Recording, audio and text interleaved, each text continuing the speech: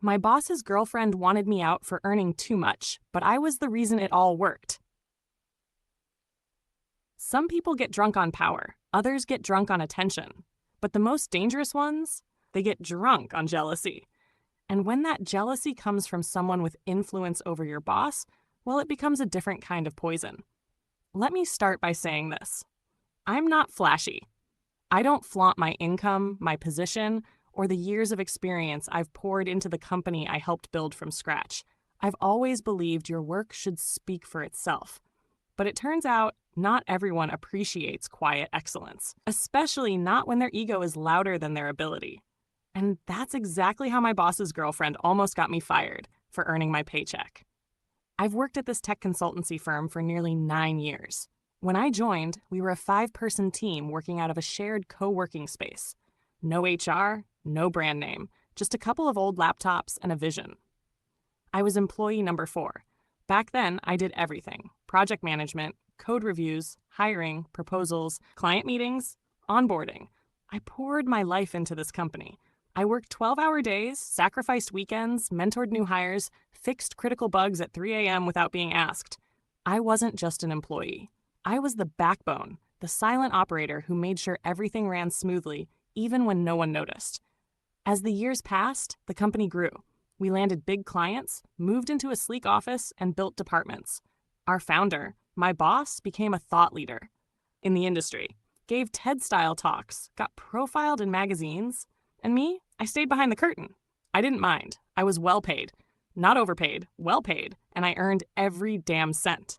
But then she came along. Her name was Zara, early 30s, influencer type, gorgeous, fashionable, the kind of person who turned heads at every event.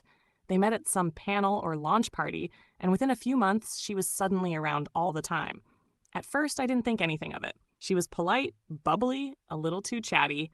She popped into meetings just to listen or offered to help plan internal events. My boss, Jake, was clearly smitten. He started letting her sit in during strategy discussions, even though she wasn't on payroll.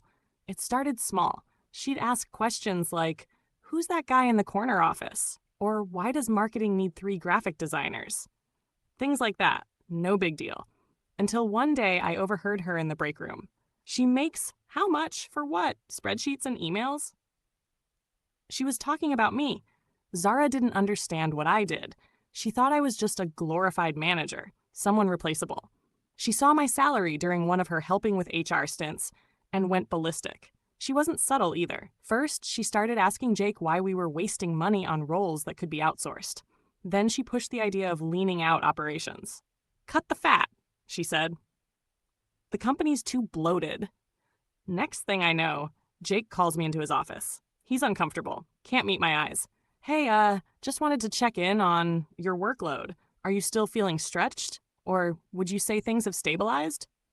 I knew what that meant. He was fishing, trying to gauge if I could be phased out, and I knew who was behind it. I could have panicked. But I didn't. Instead, I got smart. You see, Zara made one major mistake. She thought influence equaled power. But in a company like this, real power comes from knowledge, from infrastructure, from systems.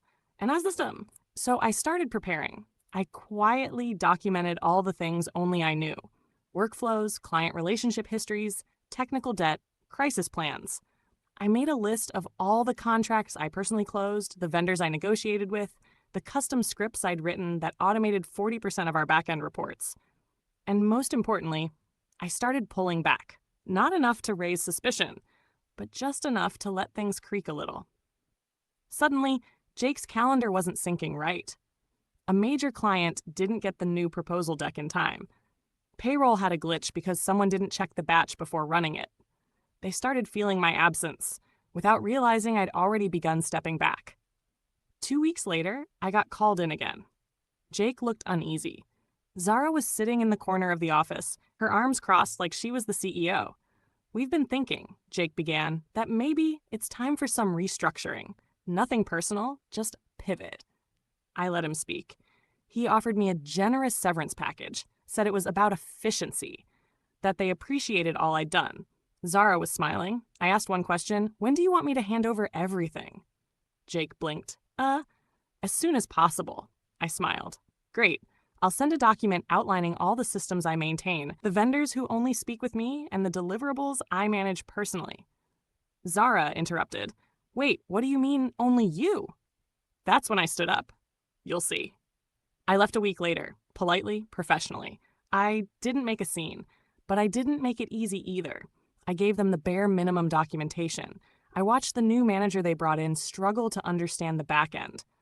I watched clients start pulling contracts after emails went unanswered or reports missed critical data. I got calls, emails, messages. Hey, do you have a moment to walk me through this? Could you maybe come in for a quick consult? I declined, politely. I was already working on new projects by then, freelance contracts offered to me by the same clients who left the company after I did. Meanwhile, Zara tried to fix things. She hired 2 consultants, doubled the marketing budget, got a flashy app built that nobody needed. None of it worked. Within 6 months, the company lost 3 major accounts. Staff turnover doubled. Morale plummeted. Jake was stressed. Zara started showing up less. Eventually, someone posted on LinkedIn that she'd moved on to new opportunities. And the final twist? She broke up with Jake, said the company was too toxic. About 8 months after I left, I got a message. From Jake. He wanted to meet, just to talk. I agreed, out of curiosity. He looked thinner, tired, less arrogant. He apologized. Said he had no idea how much I actually did, that letting me go was the biggest mistake of his career. Then he asked if I'd ever consider coming back. I smiled. No, but I'll consult at double my old rate. He blinked. I leaned in. You paid someone to get rid of me without knowing what I actually did. Now you're paying to fix it. That's your cost of ignorance. And I left. Now, I run my own consultancy. I took on a few of our old clients, the ones who reached out to me directly after they saw the company fall apart. I handpicked a small, loyal team. No egos, no fake influencers, just work. We're lean, agile, and profitable. And every time someone asks me why I left such a famous firm, I just smile and say, some people confuse loud opinions with leadership. I prefer quiet results. Zara thought she could fire me because my salary offended her. Because in her mind, I didn't look important enough to earn that much. What she didn't know was that I wasn't just an employee. I was the reason the company functioned. She wanted to remove me to cut costs, not realizing I was the value. And when I walked out that door, everything else started falling apart. So no, I didn't yell. I didn't fight. I just let the system show her who really kept it running. And that was the sweetest revenge of all. Like and subscribe. Share if this happened to you or someone close to you.